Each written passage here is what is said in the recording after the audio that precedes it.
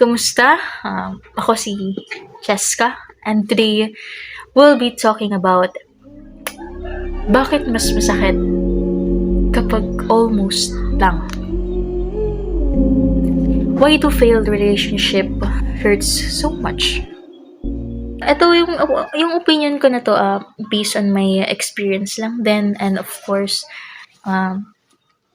based on my own perspective. So, hindi lang sila yung almost, pero ano, sila yung they were real, full of shared moments, ganun, laughter, small fights, unspoken promises, lahat.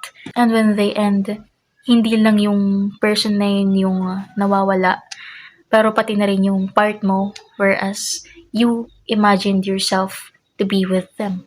Like, it's the version of your life you imagined with them. Ganun.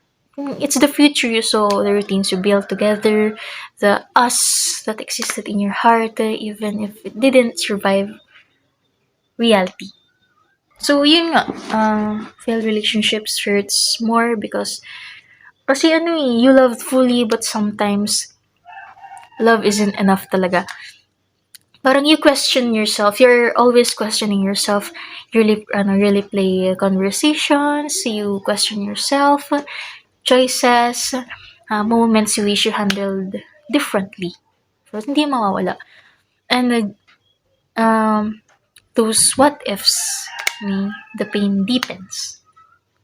It's not just, hindi lang naman siya all about heartbreak, pero it's all about the mourning of the life that could have been, right?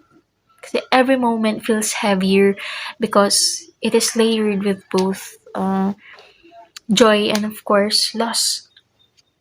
Parang hindi ka lang nawala, you didn't just lost that relationship, pero the person you were also when you believed in that us. Of course, wala ring perfect closure, di ba? Sometimes you walk away with unanswered questions, with no clear reason why it didn't work. And then nakaka-tempt to blame yourself, to wonder kung bakit hindi ba ako enough, ganun, or it's not, or if you could have fixed it somehow. Pero the truth is, not every love fails because of the flaw in you. Timing, circumstances, growth, differences, minsan, they simply weren't aligned. And learning to accept that is part of the heartbreak. Kaya there's always a meaning in every pain.